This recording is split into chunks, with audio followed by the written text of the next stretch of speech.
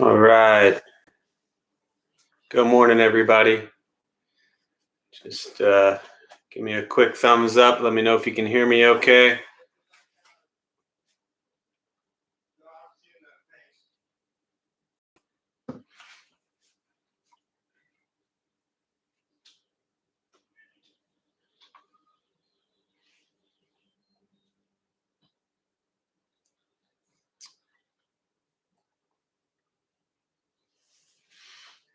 All right. Thank you all. Good morning.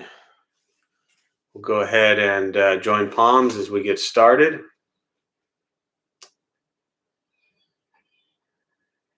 And you can repeat after me. I take refuge in the Buddha. And I take refuge in the Dharma. I take refuge in the Sangha.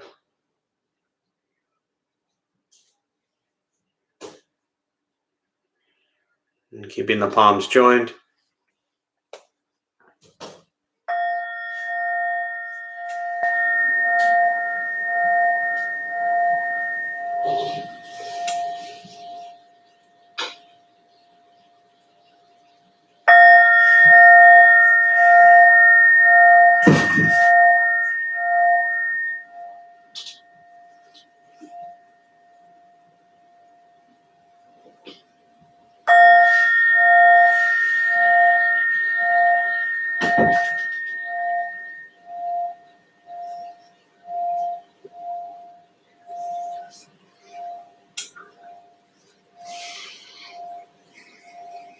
All right. Good morning, everybody.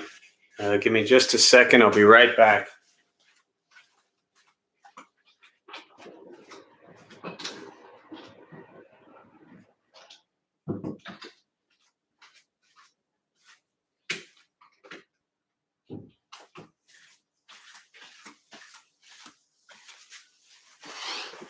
Okay. Good morning, all. Nice to see everybody. Actually, I don't see any of you, but nice to be with you all. Thanks for being here. I always like to start with a question just to give a little bit of time for people to settle in and some time before we get the meditation going, and also an opportunity for people to share some thoughts and communicate with each other. So let's see, what question I have. I got nothing. I have no question for you all. Give me a minute. Maybe I'll come up with something. All right, I'll turn it back on you all. What questions do you have? When you prepare to come into meditation or log on to join us this morning.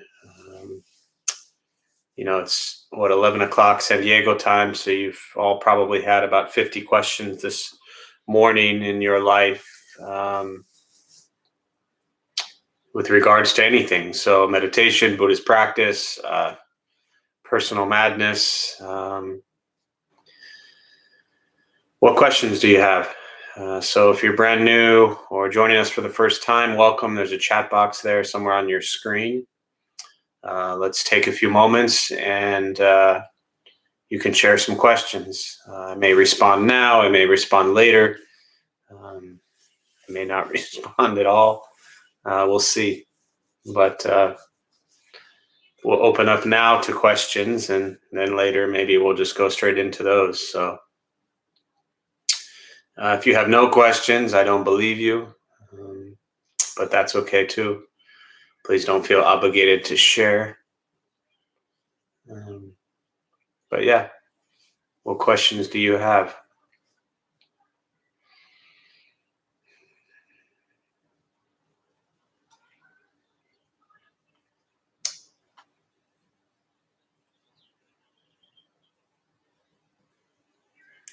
I just had a funny, I guess you'd call it a memory, but just a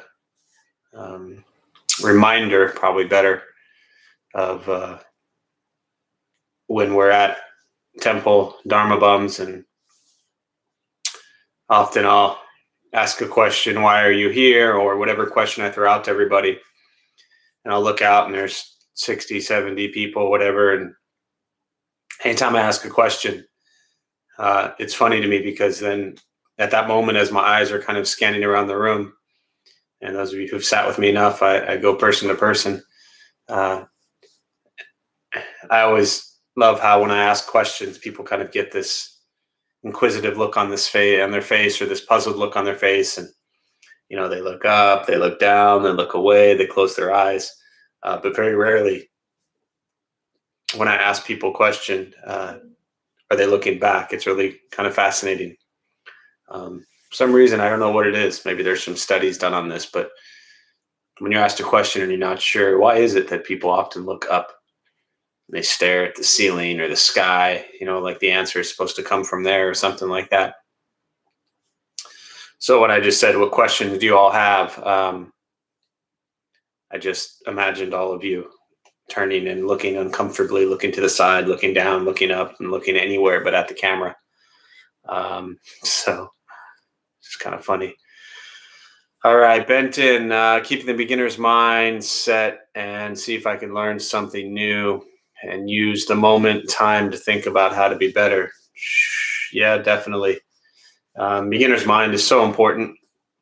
Anytime you're faced with, it's always important, but when you're faced with challenges or difficulties, or you're in a period of your life where it's going to be, you might be in it for a while, might be in the mess for a while. The beginner's mind is really important. It allows you to just wake up and start each day and say, okay, here I am. This is it. I'm just going to go through this now. I'm going to go through this today. If you start thinking about, well, I have to go through this for the next 6 months or the next year or whatever it is, it can be a little bit overwhelming. So that beginner's mind of, I've never been here before, I'm just going to experience this in this moment and today, makes it a little more pleasant. Let's see, I'll scan through the questions as they come in. Maybe I'll respond now, or maybe I'll save them for after. Do you have a favorite memory since opening the Dharma Bum Temple, or any particular memory that is extra special? There's so many. I could probably put like a top 10 list together. It would be probably impossible for me to pick one favorite. Even now, as they're like flooding through my my thoughts, there are so many memories from the day we got word that we acquired the new temple, to the day we planted the Bodhi tree, to the day the statues arrived, to the day we had the blessing with the statues, to the day that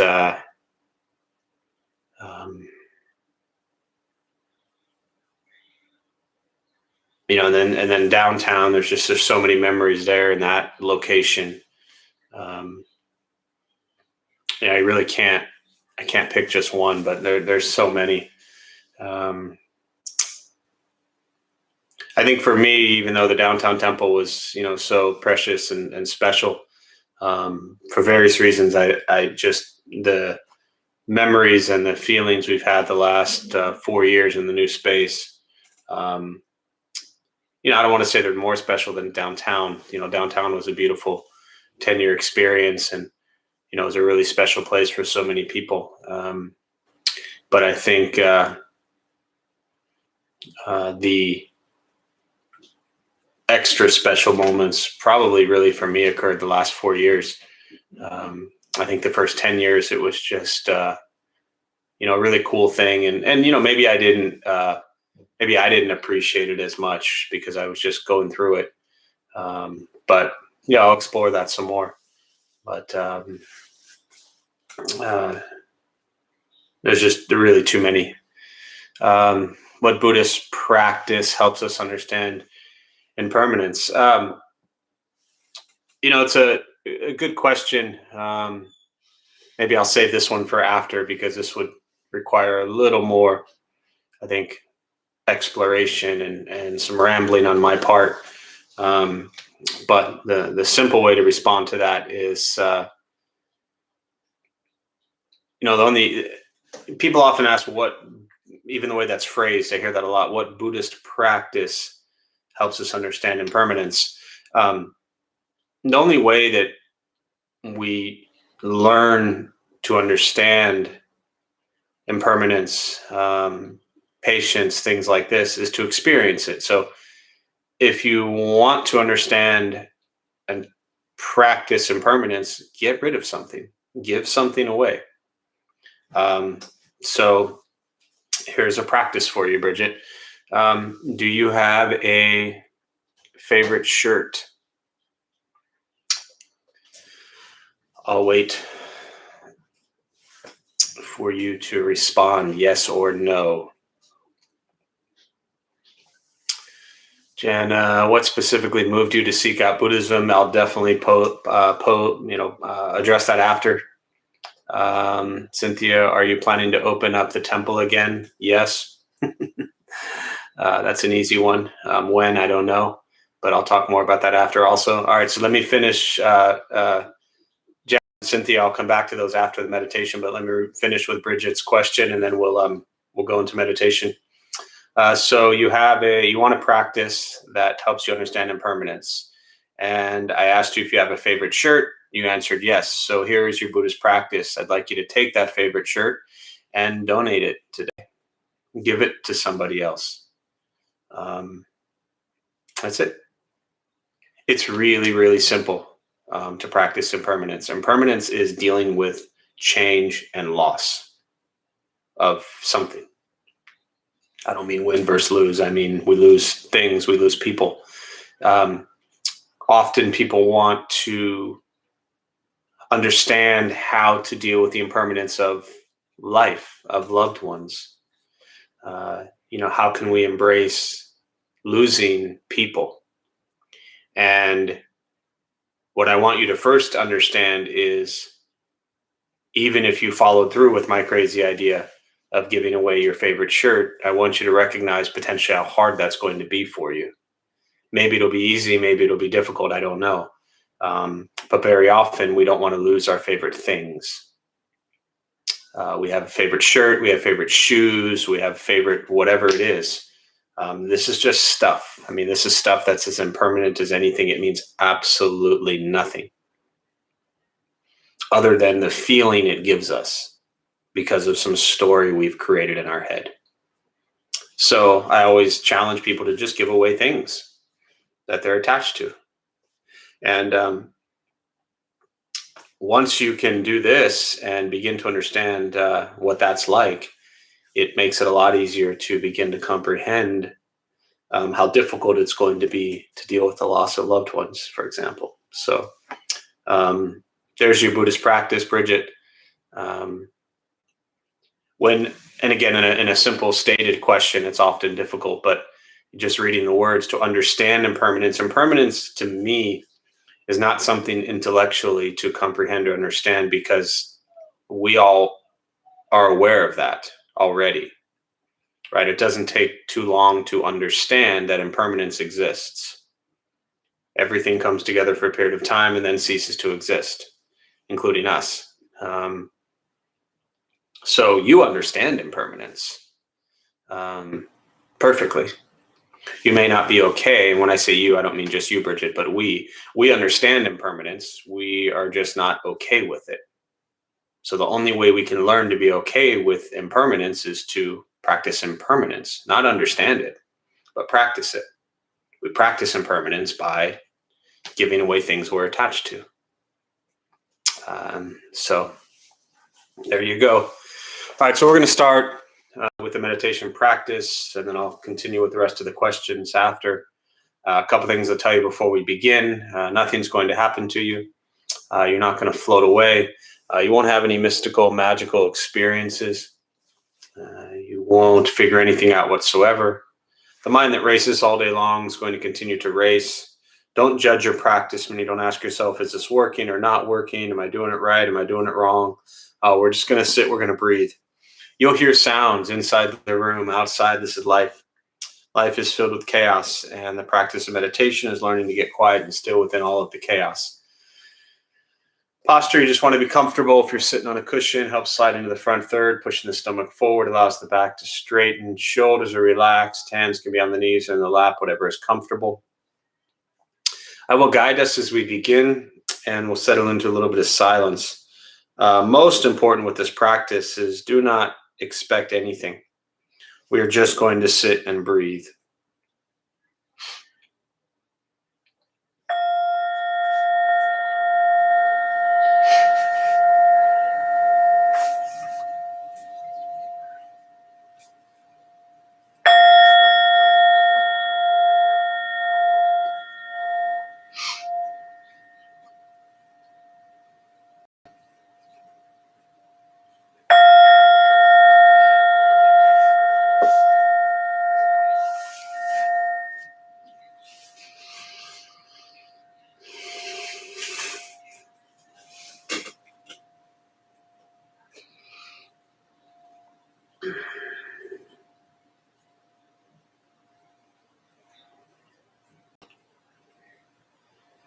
And starting with the eyes closed, if comfortable, or slightly open, mouth closed. We'll start with taking 3 deep breaths slowly.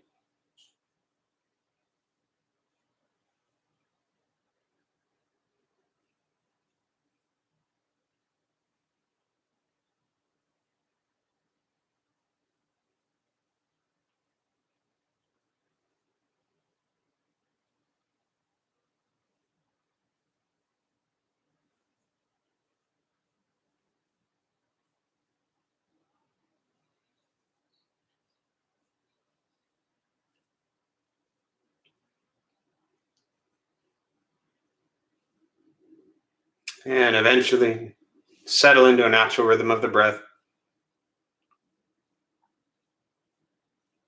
Knowing throughout the practice, you'll hear sounds. These are not distractions, not disruptions. Simply what's happening around us as we sit.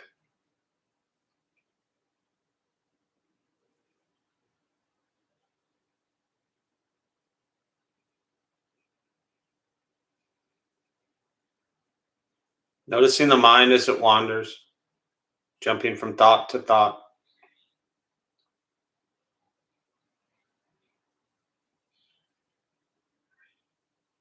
Start with gently guiding the attention, focus to the stomach or chest.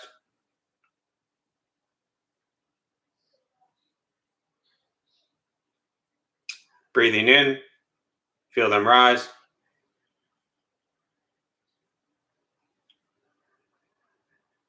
Breathing out, they fall.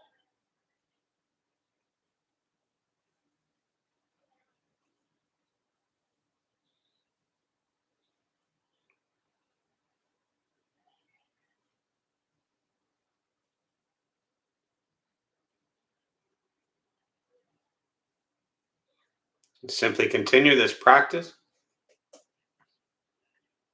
observing sensation of breath.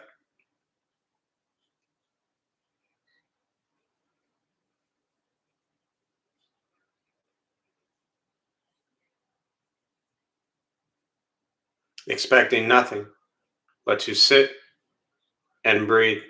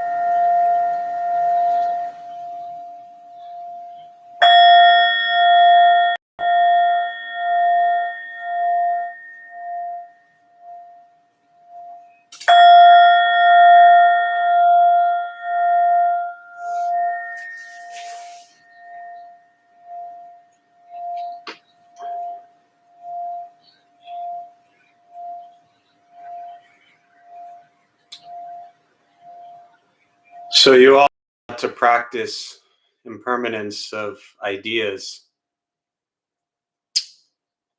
If you're here for the first time, then the meditation got ended much sooner than normal. So tune in next time. But if you're like most of you who are probably here week in and week out, you expected a longer meditation. You had an idea of what this moment was going to be like, and it got interrupted, it got stopped, it got ended. And those are all words you put on the present moment. Dealing with impermanence starts with understanding that you have an idea of how you think the world should be. And then there's the reality of how the world is.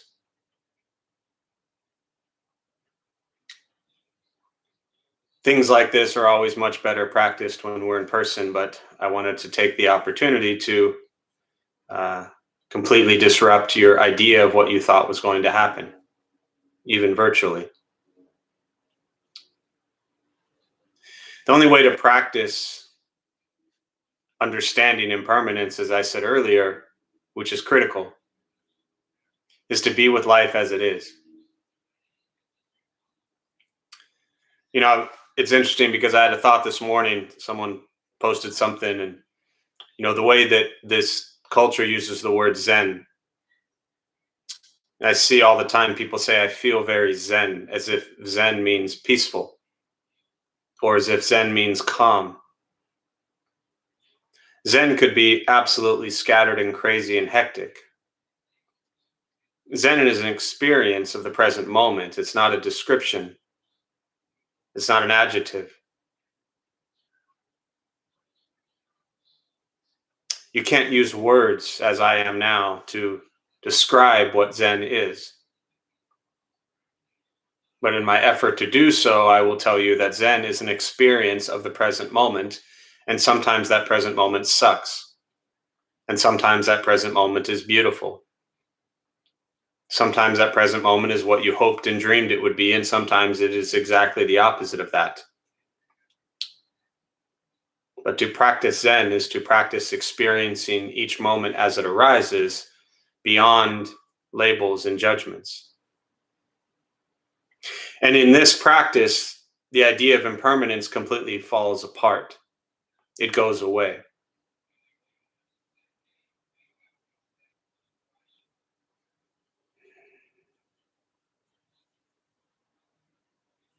Everything we see is an illusion based on our perception. We have this idea of sense of self, and we think that we are a certain way and the world is a certain way. But the reality is life is as it is. I don't expect that to intellectually make sense. It never really does. But we struggle with impermanence because we attach to things being permanent. And this is ignorance. We all do it. We're all guilty of it. It doesn't make us bad humans. It doesn't mean we're bad Buddhists. It doesn't mean we have failed. You need to please get that out of your mind. This practice is not about being the perfect Buddhist or the good Buddhist or the proper Buddhist. This practice is about recognizing the human that you are and where we struggle with things. And where we struggle with things is we wake up each day and we have this story that we're trying to live. And that story never works how we want it to, good, bad, or otherwise. Sometimes you have surprisingly good days and wonderful things happen that you didn't expect. And sometimes you have miserable days and terrible things happen that you didn't expect. This is what life is. Life is filled with these moments. So when we recognize that we come together this morning to do a meditation, and all of a sudden that ends sooner than we wanted it to, there's a disconnect. You were attached to an idea of what you thought was going to happen. And that changed. And then the question is, how does that sit with you? And if things like a meditation ending sooner than you wanted to, or giving our favorite shirt away, and I'm just using that, Bridget, as an example because, it's what was brought up. These things are difficult for everybody. And as Cynthia said, not liking impermanence, nobody really does. Unless, of course, impermanence means good things. So my question for you, Cynthia, is have you ever had the flu? And the answer to that is, I'm sure, yes. So within that regard, you love impermanence. Because if permanence didn't exist, then you'd still have the flu. So it's not about liking or not liking impermanence. We label liking it or disliking it based on the situation. So it's not impermanence that you don't like, it's actually the thing that is occurring that you don't like. And what happens is we tend to look at, and I think this would happen with all or many religious teachings, we tend to look at a specific teaching and we say, I don't like this teaching. To me, the teaching of impermanence isn't about it being some Buddhist thing. It's not like the Buddha invented impermanence. When he taught about impermanence, he, to me, was just helping us recognize that this is what goes on. And if I have a flu, I'm grateful for impermanence because I would have the flu forever if I didn't. All right?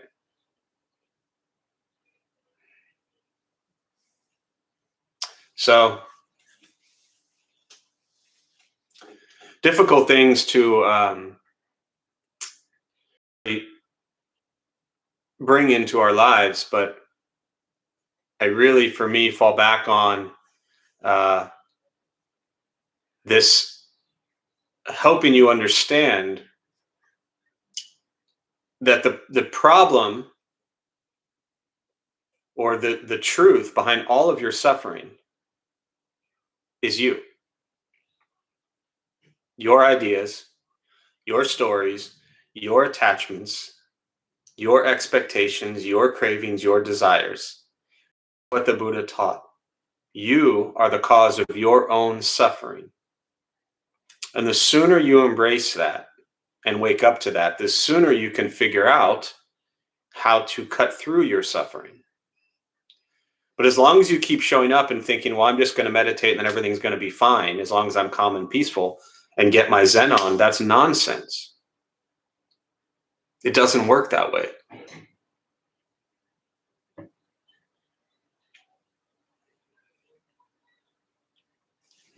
So I see Samir, I was very annoyed with meditation ending early. Yes, and that was my intention. If you know me, then you get it. You're used to stuff like this. If you don't know me, you're thinking, well, why would this guy who leads meditation try to annoy us? I'm not trying to annoy you, well, I guess I said I was, but what I'm trying to do is make you realize that the fact that your meditation time ended earlier than you wanted it to annoyed you. So if that annoys you, how are you going to do with everything else? Oh no, we ended meditation 10, 15 minutes sooner than normal. If that annoys you, there's a real wake-up call, which I know, Samir, you're very well aware of. So again, for those who are new, I want to point out that Buddhist practice doesn't fix things. It doesn't make things okay. It makes us face reality and truth as it arises, each moment as it arises. To me, as a Zen practitioner, I don't try to figure anything out anymore. Very rarely. I just try to be with things as they are, and in that moment, experience it. What is this like? What does this make me think and feel?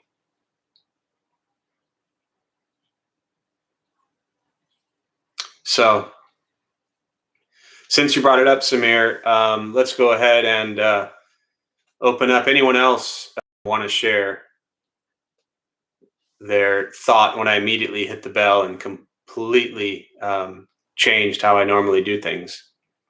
Frustrated, irritated, annoyed, bothered.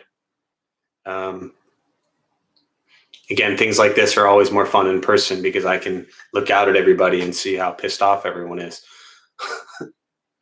But examples like this are really important for you to understand.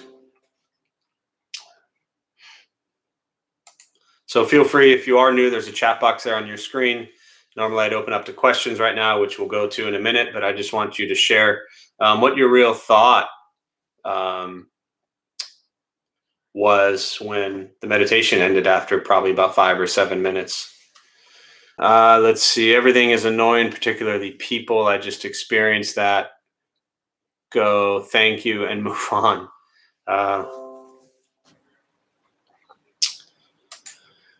Bridget, I was wondering if you are okay. Jana, I felt confused. Is this a mistake? Right. Like all of a sudden the meditation ended sooner than you're used to. So you got totally confused and thought something was wrong. Like Bridget thought something was wrong. Maybe. Am I okay? Concern appreciated, Bridget. Thank you very much. But it's just me being difficult. What else? Thoughts when it ended?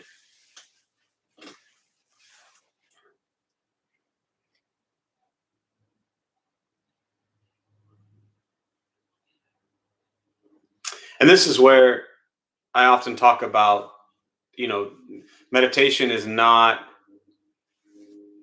just sitting and breathing. It's an entire experience of the present moment. It's every moment of your life. So the mistake we make is we think, well, I'm living my life and then I'm going to go do my meditation. And then my meditation is going to start and stop and then I'm going to go back to my life. That's the mistake you're making. The practice is that meditation is every moment of your life. Meditation is a concentration and focus on the present moment as it arises. So therefore, your meditation never starts and it never stops. We do things like hit bells and set times for meditation, thinking we're starting and stopping. And what I'm really addressing is for you to understand that your entire life is your meditation practice. Still waiting for how do you feel now? Exactly, the routine. You've heard me say or lead this meditation exactly the same way for, I've been doing it the same for 10 years. Bridget, it's a good lesson. Benton, I just go with the flow, continuing or ending. Thank you for being alive all. And Jeffrey, thank you for doing this activity this day. You're welcome. So I will now, and feel free to still share thoughts on that, but let me go back to a couple questions earlier, or if you have any additional thoughts or questions at this moment, just chime in. The question earlier of what specifically moved me to seek out Buddhism. In brief, I got introduced to it randomly when I was 20 through a Chinese civilization class I took in college. So 26 years ago, I read Intro to Zen by D.T. Suzuki. And that was 2005. And then 8 years later, started going to a Buddhist temple in San Diego 1995 was when I got read the book. And then 8 years later, 2003, I started at the temple. But for me, it was just waking up and realizing I'm miserable and depressed, and there's got to be a better way to live my life. So that's in brief, that was it. I wasn't even seeking Buddhism. I had to read a book. It kind of planted the seeds of the Zen practice that really resonated deeply with me when I was a college kid, but wasn't anything that I was changing the way I lived. And then 8 years later, a friend asked me if I wanted to go to a Buddhist temple. And so I wasn't even necessarily seeking it. It just kind of occurred. And then I went, and then 6 months later went back because I woke up one morning and said, I'm miserable. So that's that. As far as opening temple again, Cynthia, yeah, absolutely. The temple will, as of this moment, we have every plan, and we've always had every, plan to open temple.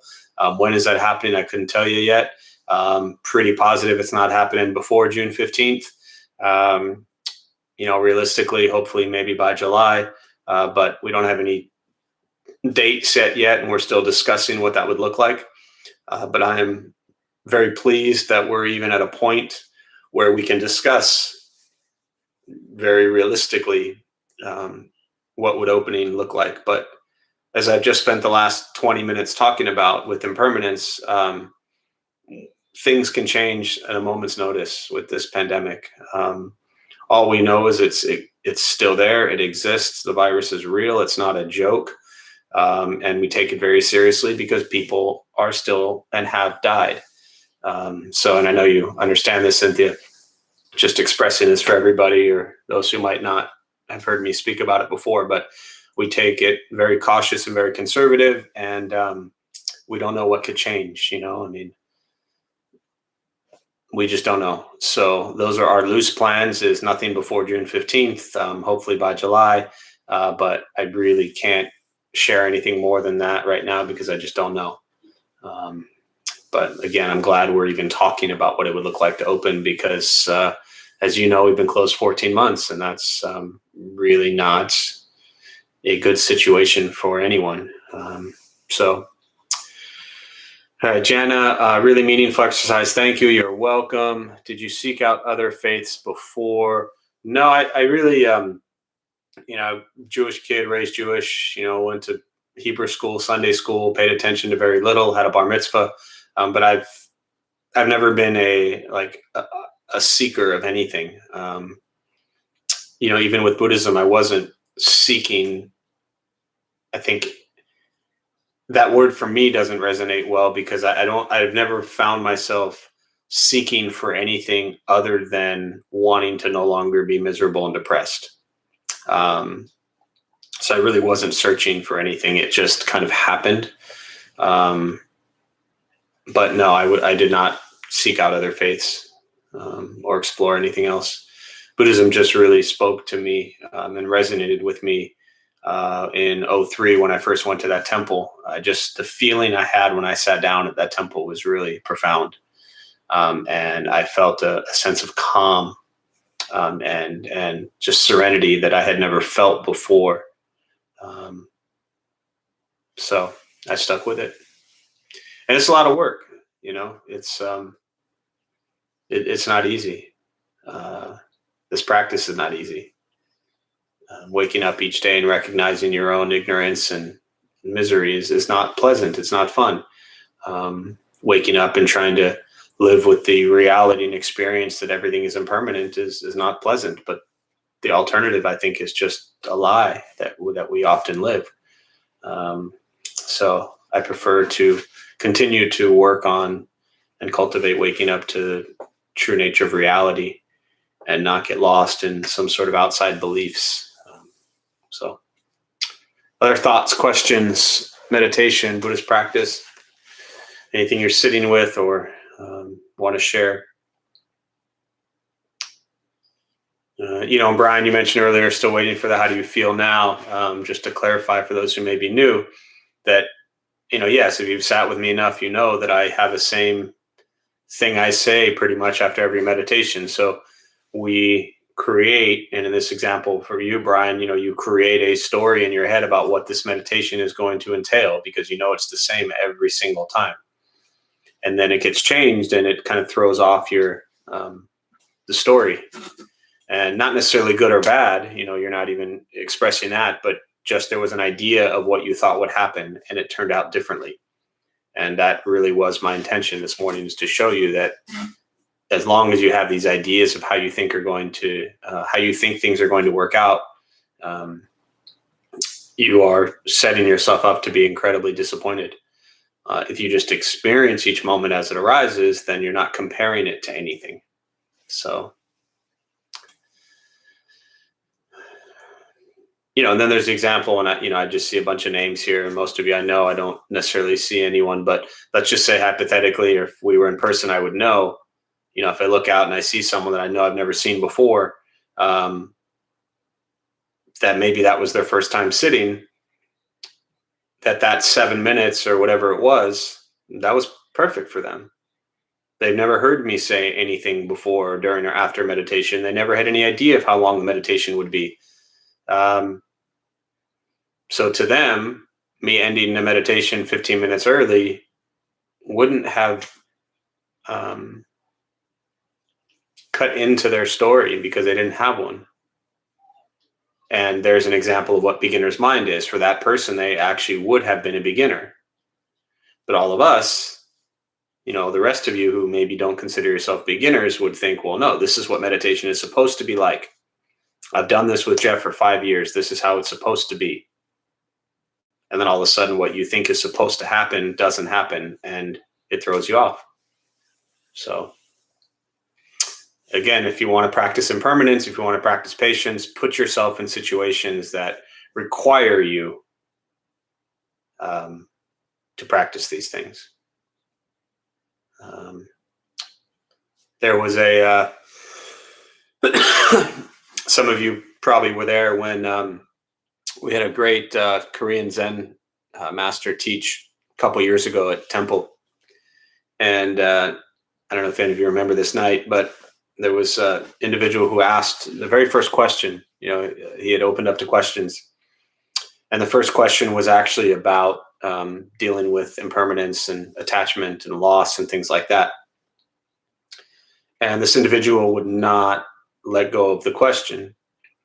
And then he asked her if she had any sort of wallet or anything like that. And I still remember it was like a little silver card holder thing that she'd pulled out. And she had the hardest time getting rid of it or handing it to him. And it kept feeding into the attachment and couldn't even let go of this physical object. So Samir, facing my own sadness is the hardest part of this practice. Maybe that's why it's so hard for me to make it a habit. Yeah, I mean, facing the reality of how we are is always very difficult, especially if how we are is not so pleasant. Just using me for an example, I had to face the fact that, oh my God, Jeff, you are such a greedy, angry person. You are so selfish. That's not fun. To actually recognize how greedy, angry, and selfish you are. And please, I'm not being hard on myself. This is not a judgment of myself. This is the truth. The truth is I spent the majority of my life incredibly greedy, incredibly angry, and incredibly selfish. That's who I was. That's how I was. That's not who I am. And that's not who or how I am now. But that's how I was. And this practice created the condition for me to look at that without judgment. And you bring this up, Samir, part of why you don't want to look at your own sadness, I'm just guessing, but various reasons, but part of that is because it's not pleasant. It's not pleasant to look at these, characteristics or personality traits or ways of behavior that are unpleasant. It's not pleasant to look at unpleasant ways of being. It doesn't feel good. But the important part of this practice is to wake up to the reality that if you have sadness, that doesn't make you a terrible person or whatever the emotion might be. It just makes you human. And can you explore that honestly? So, just very rarely do I meet people, although, I've worked in prisons for 18 years, so I've met a lot of people who've murdered and raped and done some pretty tragic, horrific things. But shy of that, very rarely do I meet people who've lived their life and done things worse than I have. And again, these are not criticisms of myself. These are not judgments of myself. This is the reality. If I sit and look at all the terrible things I've done, there's very few people I meet that have done worse. And this practice has been about waking up to the reality of that, not excusing it, not saying it's okay, but also not hating myself for it. So, other thoughts, questions, meditation, Buddhist practice, anything you're sitting with? Because it's a lot to explore, the things I'm talking about. A lot of people come to meditation and they just kind of want to chill out and relax and be peaceful. And that's great, but you can go sit, by a waterfall and feel that way. You can put on some peaceful music and feel that way. For me, meditation has never been about feeling good. If you come to meditation to feel better, your problem is right there. Your obstacle is right there. You want to feel a certain way, and you're craving and desiring and attaching to meditation as the thing that's going to make you feel better. Meditation doesn't make you feel better. You make yourself feel better. So begin to understand why you don't feel better to begin with. And if you're using meditation to feel better, then that's the metaphor I always use of Advil. If you have a headache, you take 2 Advil, headache goes away. And you spend the rest of your life taking Advil instead of looking at why am I getting the headache. So if you don't feel good and you're using meditation to feel good, yes, I get it. It's a crutch to lean on for a little while. But eventually look at why don't you feel good? And that's not a fun practice. But to me, it's the only way to cut through the ignorance that we have. Other thoughts, questions, anything you're sitting with?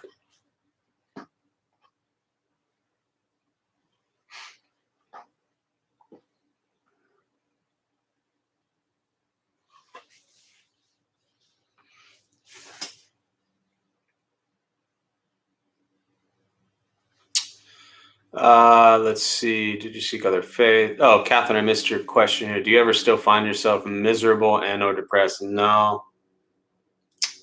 I really don't. I always want to kind of put an asterisk to clarify that, because if I say that I never find myself miserable or depressed, it might come off or sound like that I think everything is great or happy all the time.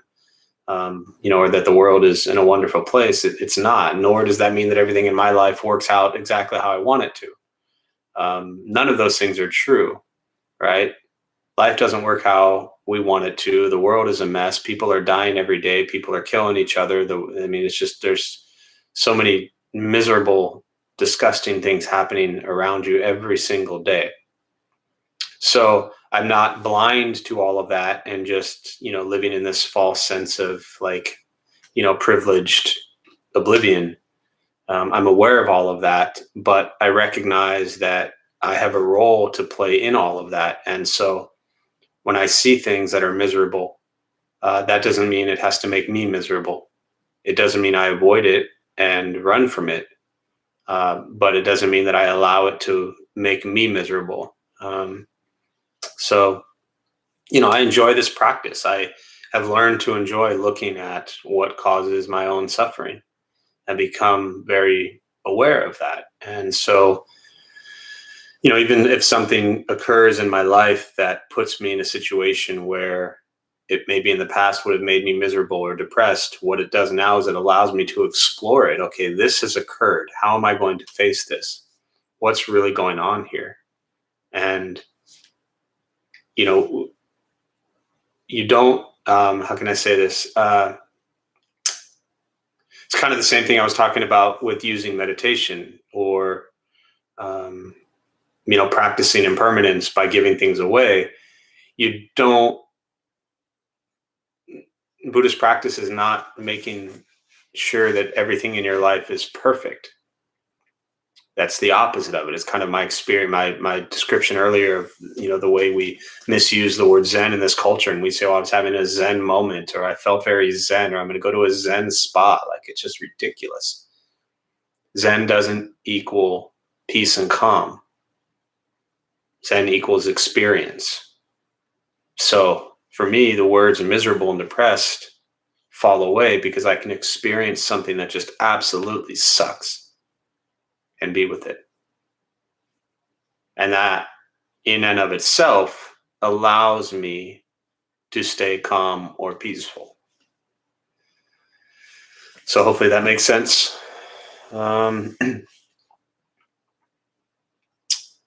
Other thoughts or questions?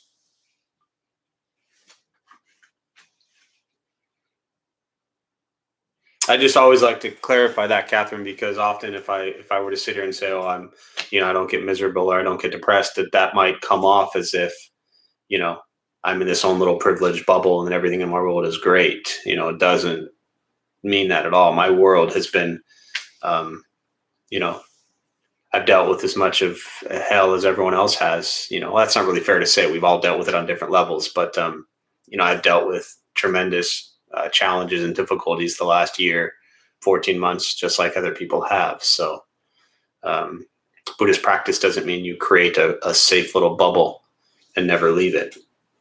So, Buddhist practice is there is no bubble. Other thoughts, questions?